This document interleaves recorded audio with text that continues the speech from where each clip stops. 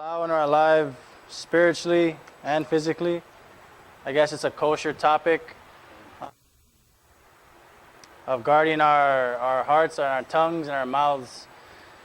Basically, it's going to be off of Deuteronomy 14:8. If everybody wants to turn there with me.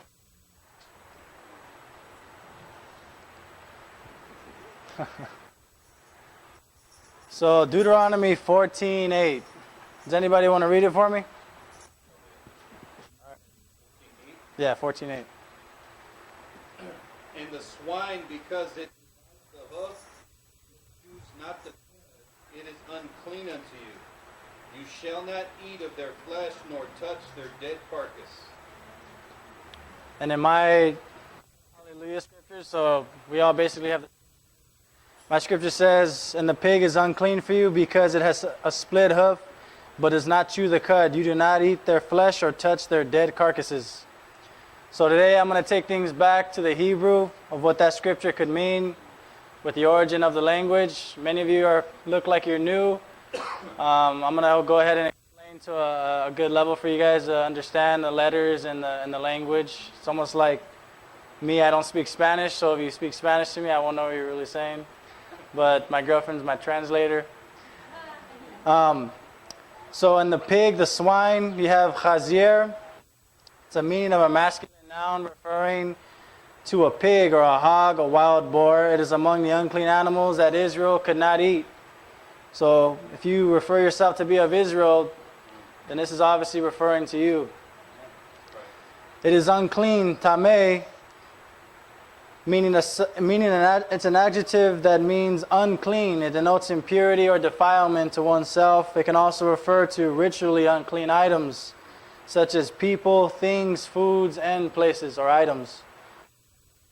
The land for you, because it has a split, paras, it's a meaning of verb to split or divide. It describes a split, separated structural feature of the hooves of certain animals. Some animals were edible and some were not edible. That speak of Leviticus 11, 3-7, and 26, and verses 1-15, or what Yahweh commands in 16-39 are like consequences of disobedience.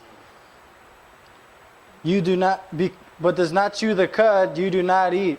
Achal, it's a verb meaning to eat or devour or partake of, to consume. It also means to eat a meal. So those of you who are ordering meals with some pork chops might want to do some research and look into that. It is used frequently in a cultic setting to eat before Adonai. It's also another translation of achal, is mentioned in the context of offering sacrifice.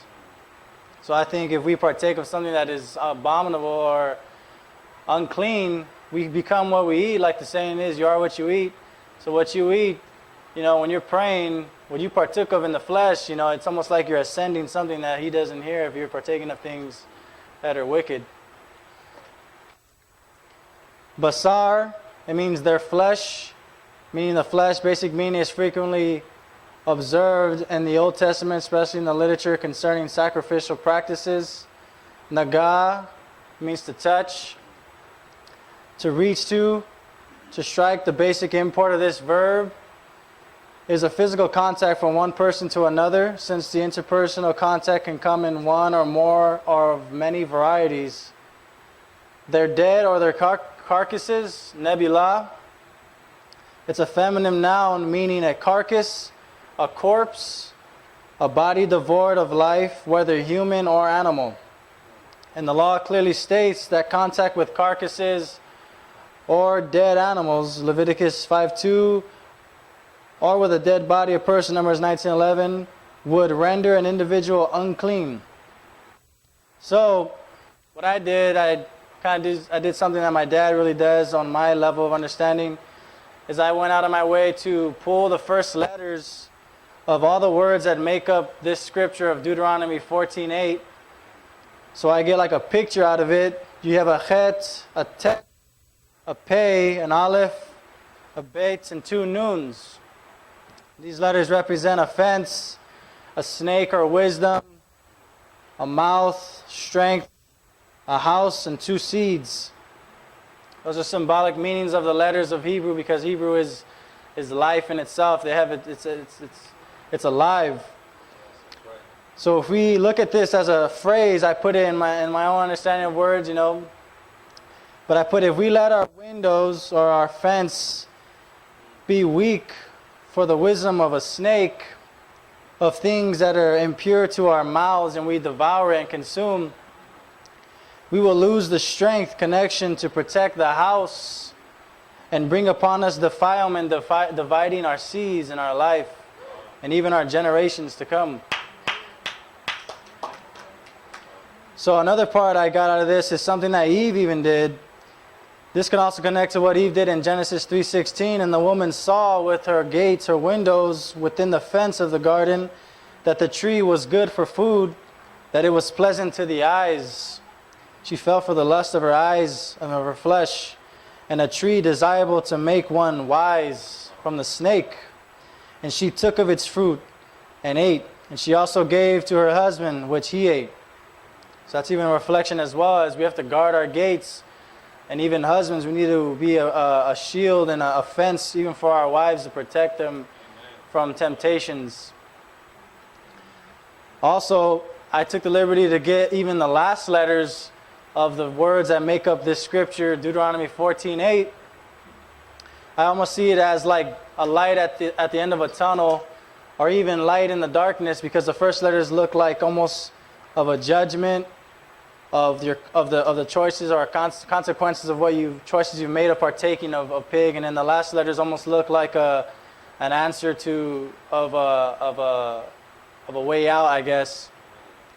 So with the last letters, we have a resh, an aleph, a samech, a lamed, a resh, an ayin, and a hey.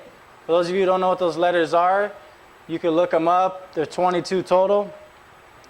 And I got a phrase out of these letters of what they represent as a head, a strength for aleph, a support or a shield with samech. Lamed represents like a watchtower or fire or sending fire or a light. Resh, another picture of a head. An ayin is almost like an eye, and then a hey is like a window. Symbolic meanings. And I got, if we keep our head, our mind, focused on the strength of the Father, He will support us, be a shield and protect us like a watchtower or a light unto our path, and fill us with a fire that ascends with our prayers being purified in our minds, our heads, our leadership, even as fathers and husbands in the home, cleansing our eyes and our windows to our soul. And another connection I got here is the numeric value of all those letters together. When you add them all up, because every letter has a numeric value, you come to the 566. And I was at home and I was counting the scriptures. I was using my calculator and adding up the scriptures. I got to Genesis 22:18. If anybody wants to turn there with me.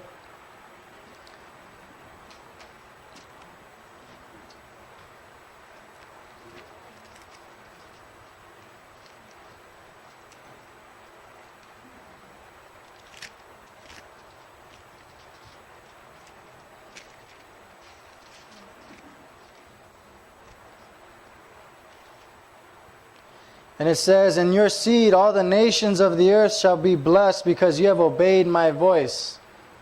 So I think that's something, how those letters add up and connect to that scripture. If we obey His voice, we're going to be blessed. And that seed speaks of Abraham. And those of you who say, well, that's Abraham's seed. Well, in Galatians 3:29, if you are of Mashiach, or the Messiah, then you are seed of Abraham, and heirs according to His promise. So obeying His voice is more than just obeying the voice. It's also obeying the Torah, and not just obeying like something of a discipline. It's a freedom of loving His word, like John said, being like the Father and the Son, and being a leader by example, or a reflection of what He is. Because people out there that are of the world, they're going to see us, and right away they're going to be quick to judge of our actions. So we have the fruits of the Spirit. They're going to partake of the fruit, and we're like a tree for them. Also, what I got out of that, from the time where I spoke of falling for the wisdom of a snake, is also an example of refraining from acting like a snake with our words to deceive one another or speak deceit to one another. In Psalms 34:13, it says, "Keep your tongue from evil and words from speaking deceit."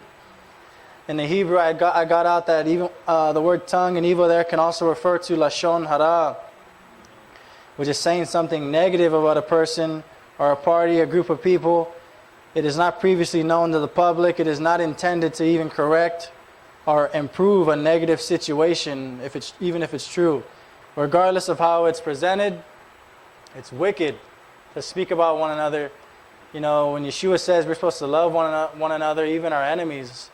You know, even right now, the Muslims and the ISIS are taking over and doing a lot of crazy things. You know, we still shouldn't show hatred towards them, because He is the ultimate judge, and He's going to come and He's going to be like a flood of fire and get rid of all that evil stuff. So the last thing I also got out of this is the word tameh that's used in Deuteronomy 14:8. I got the numerical value of the letters that make up that word, and it comes up to 50. If you guys turn to Genesis 2:19 with me. It's the 50th scripture of the Bible, by the way.